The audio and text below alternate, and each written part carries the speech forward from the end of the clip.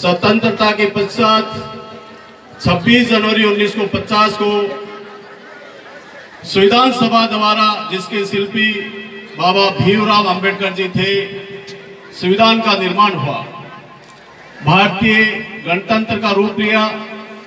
भारत के संचालन के लिए, देश के संचालन के लिए नियम, कानून और कायदों का एक मानक स्वरूप तैयार हुआ, जिसकी परिणति हम आज देख रहे हैं कि आज 70 साल के उपरांत भी देश का संचालन कितनी शांतिपूर्ण और सुविधाजनक तरीके से हो रहा है।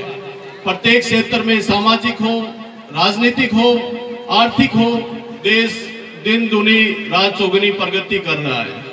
ये हमारे मानक मूल्यों, हमारे राजनीतिक मूल्यों का ही पुण्य प्रताप है कि हम इस देश को एक गणतंत्र के रूप में, एक लोकतंत्र के रूप में संचित और शिक्षित करते आ रहे हैं।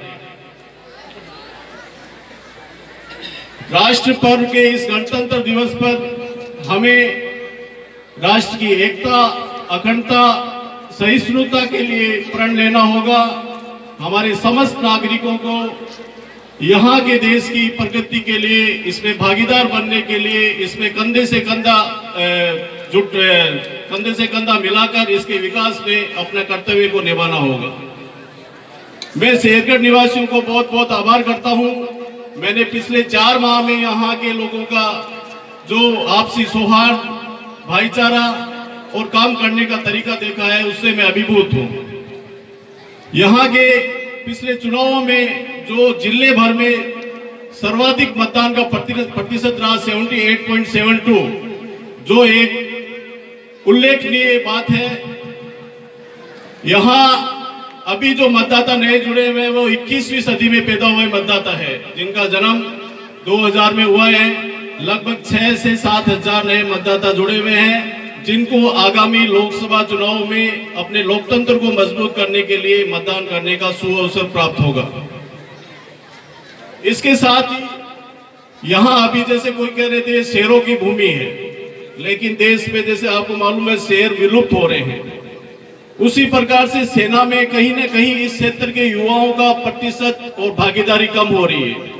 यहाँ के युवाओं में, यहाँ के पढ़े लिखे नौजवानों में सेना में, पुलिस में जाने का जज्बा तो है, लेकिन कहीं न कहीं वह प्रतियोगिता की कसौटी में शारीरिक रूप से तो सक्षम है, लेकिन पढ़ाई के स्तर पर कहीं न कहीं प्रतियोगिता में वो पिछड़ जाते हैं।